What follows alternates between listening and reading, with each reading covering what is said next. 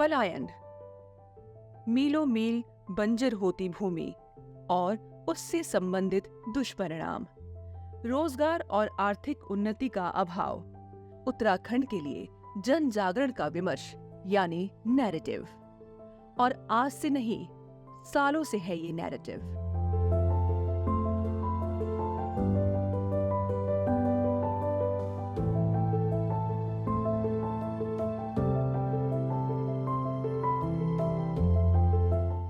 बहुतों ने इस विमर्श से इतर अपनी दुनिया बनाई और समाज के सामने आदर्श भी बने, लेकिन मौजूदा समय में ऐसे आदर्श, ऐसे उदाहरण मेजॉरिटी नहीं, माइनॉरिटी में है।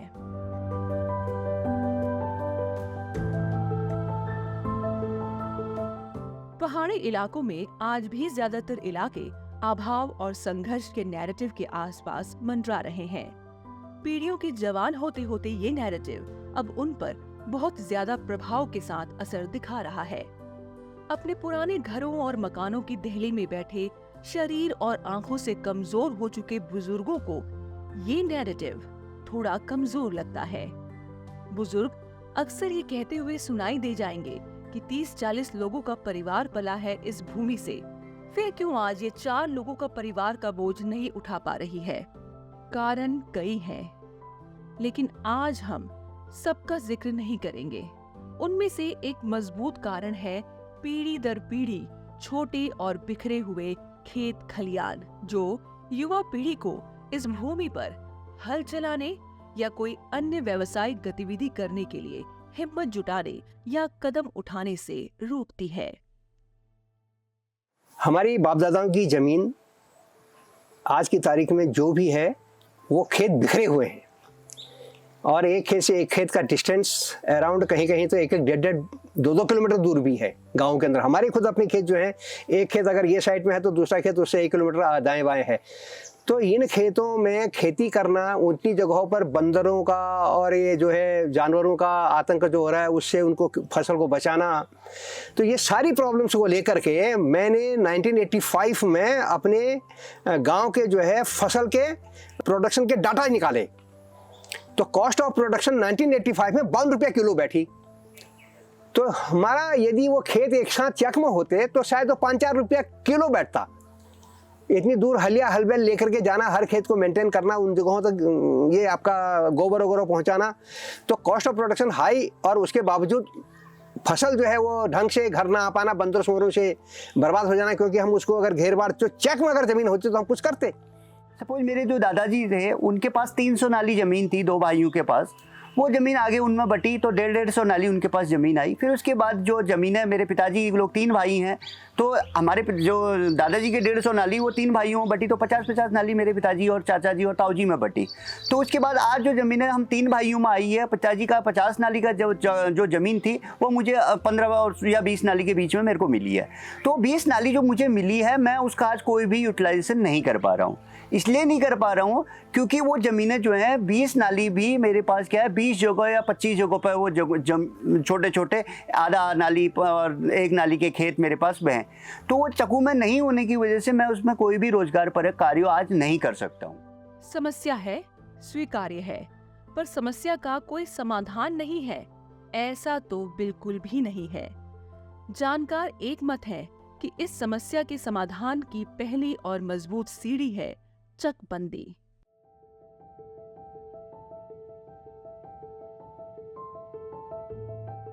तो चकबंदी ये है कि हमारे जो 10 जगहों 15 जगहों में जो या 20 जगहों में जो हमारे खेत अलग अलग बिखरे हुए हैं, उन खेतों को हम आपस में किसी तरीके से एक साथ ले आए तो वो हमारा एक चक में आ जाए।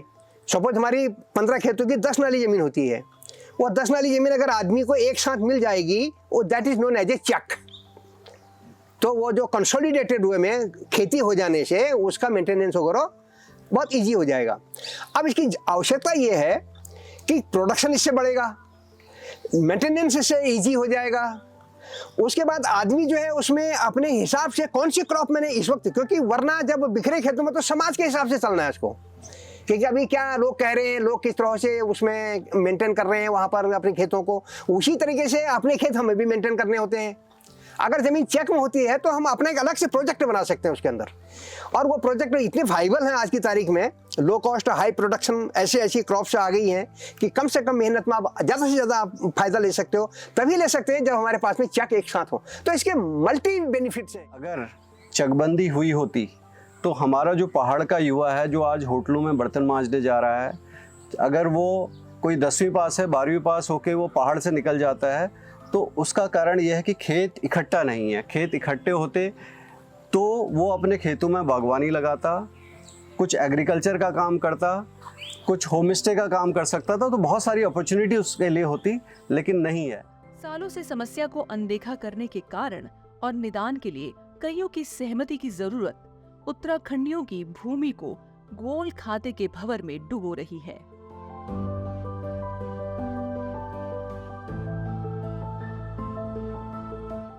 गोल खाता को आप मोटा मोटी एक ऐसे अंदाज में लीजिए, हमारा सपोज एक जॉइंट अकाउंट है बैंक में, उसमें अगर 10 लाख रुपया है और उसमें से कोई एक व्यक्ति ये कहता है, एक मेंबर उसका ये कहता है कि साहब मेरा जो शेयर है इसमें 2 लाख का, वो 2 लाख रुपया मुझे दे दिया जाए और मैं इससे आगे जो है ये अपना उसका जो भी प्लान है वो उस प्लान से हिसाब से एग्जीक्यूट करना चाहता है, तो उसका जो शेयर इस जॉइंट अकाउंट में है वो मांग रहा है तो उसे मिलना चाहिए। एग्जैक्टली यही चीज हमारे जो खेत हैं वो गोल खाते, उसको गोल खाता कहते हैं, वो जॉइंट अकाउंट के अंदर है।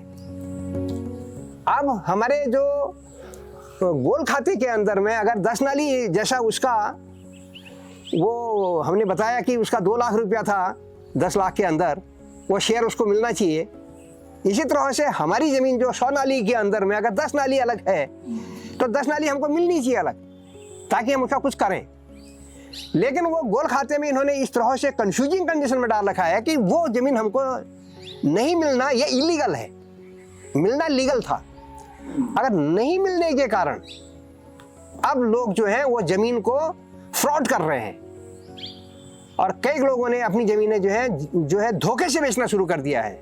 ब्रोकर्स को, इनको उनको, कई हमारे प्रॉपर्टी डीलर्स हैं ये हुए हैं, क्योंकि ज़मीन की वैल्यू तो सबको पता है, लेकिन जिसकी ज़मीन टुकड़ों टुकड़ों में बिखरी पड़ी है उसको वो एक साथ ना मिलने के कारण वो इतना फ्रस्ट्रेट हो गया है कि वो कहता है मैं अपने खेतों को बेच दूँ तो मैं कहीं कम से कम कुछ भी पैसा मिलेगा तो कहीं और जगह तो इन्वेस्ट करूँगा।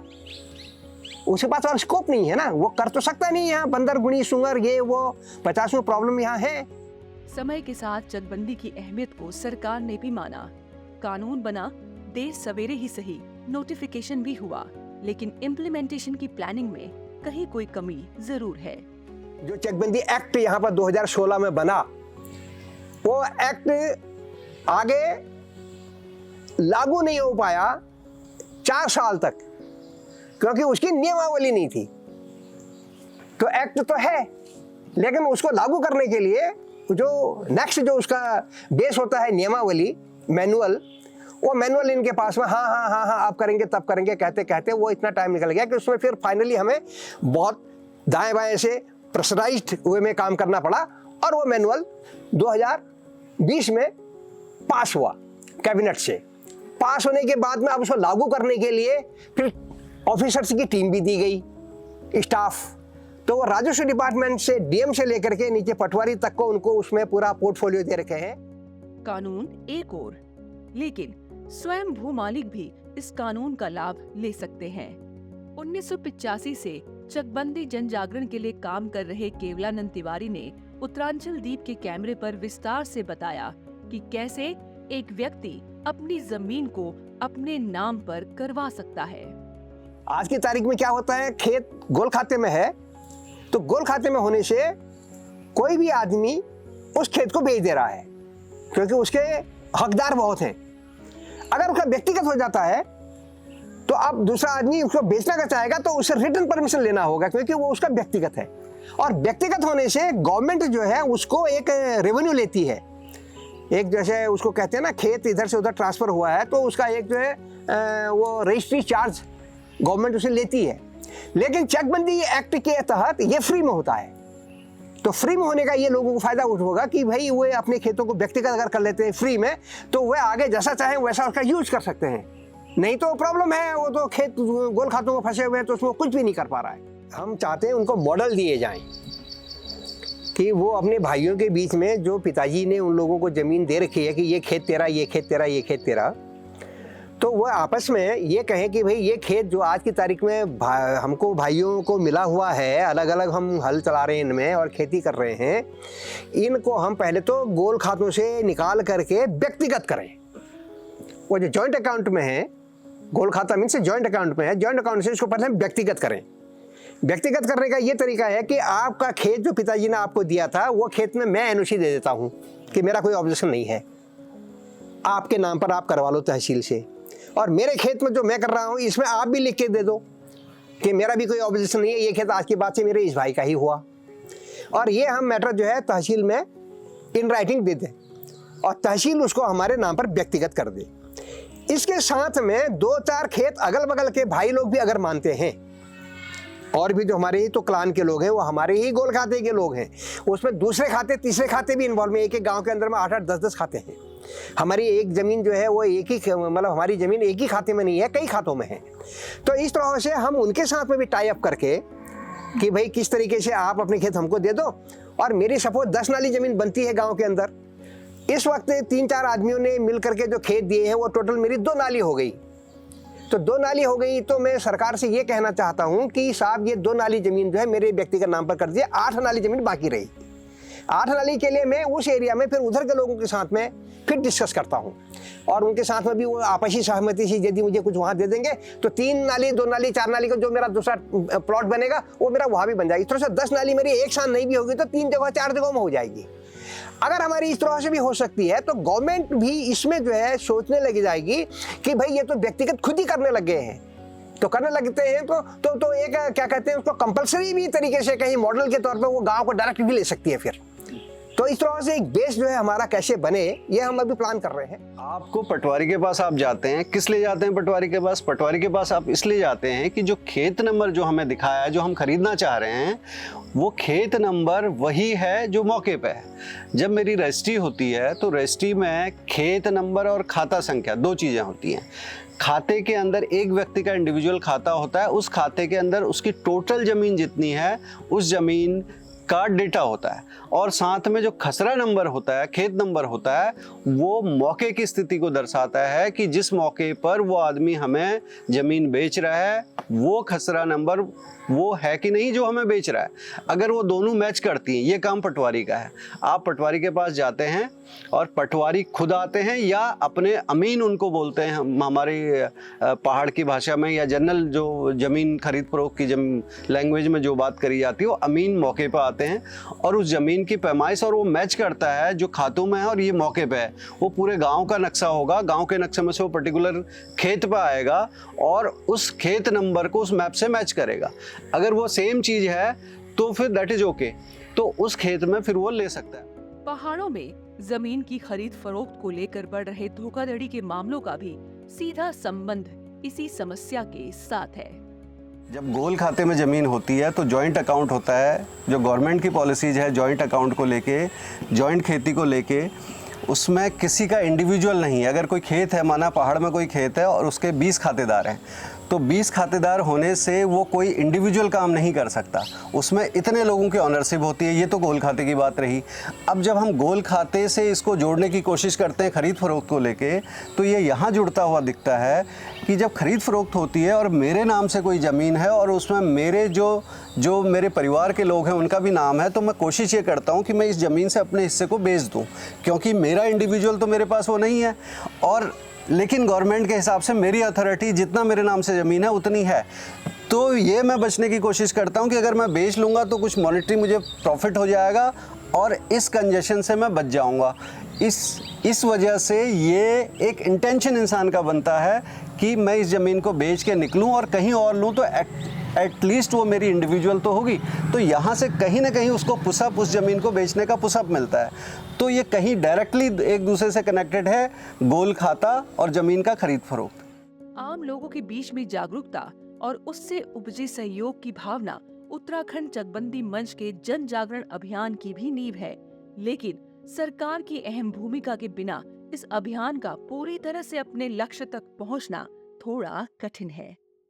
चकबंदी जो है कुछ लोगों को पता है, जो थोड़ा सा सोशली अवेयर है, थोड़ा बहुत लैंड के बारे में जिनको पता है कि लैंड का यूटिलाइजेशन कैसे हो सकता है, जो बिखरे खेत है, तो बहुत जो पढ़े लिखे लोग हैं उन्हीं को पता है। लेकिन मोस्टली जो पीपल है पहाड़ का, वो उनको इन चीज़ों के बारे में नहीं पता ये एक टेक्निकल वर्ड क्यों यूज किया जाता है और इसको कैसे हम डिफाइन करेंगे ग्राउंड रियलिटीज़ में। तो वो जो है एक जन जागरण के बाद ही हो पाएगा, और जिसकी बहुत ज़रूरत भी है। तो उसको हम डिफरेंट जो मीडिया हैं आज पत्राचार के, और किसी को अपनी बात अभिव्यक्ति के द्वारा किसी को कुछ चीज़ें समझाने की, तो उसमें देखो मेन तो हम सोशल मीडिया पर चल रहे हैं। जैसे अभी हमारे पास एक फेसबुक पेज है हमारा, चकबंदी मंच उत्तराखंड। उसके थ्रू हम लोग क्या कर रहे हैं कि जो तिवारी जी ने जो पिछले 40 साल में चकबंदी के लिए काम किया है और चकबंदी को जो डिफाइन किया है, उन लेखों को हम लोग क्या कर रहे हैं, प्रचारित कर रहे हैं, प्रसारित कर रहे हैं सोशल मीडिया के डिफरेंट प्लेटफॉर्म से। चकबंदी में सरकार तो ये कहिए कि होलसोल है। सरकार एक एजेंसी नहीं है, सरकार अपने आप में एक सब कुछ है।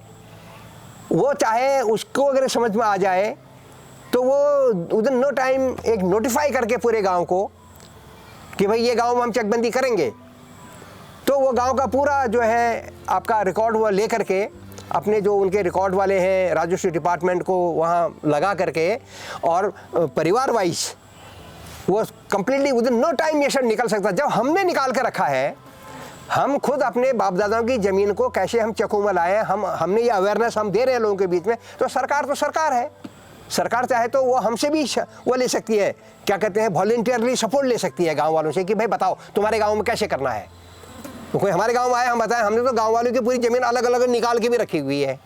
तो सरकार का सपोर्ट बहुत क्रूशियल है, बहुत ही ज़रूरी है, ताकि इसमें जो है जो लोग थोड़ा सा इसमें ये कह सकते हैं कि यार चकबंदी कैसे होगी, क्यों होगी, मेरा अच्छा खेत इधर का उधर हो सकता है, ऐसा वैसा जो लोगों की भ्रांतियां हैं, वो भ्रांतियां भी सरकार जो है उनको एक ऑर्डर के तहत कह सकती है कि नहीं, जो हम करेंगे वो आपको मानना पड़ेगा, चलिए इसको। तो सरकार का इसमें आगे आना बहुत ज़रूरी है, सरकार का सपोर्ट चाहिए।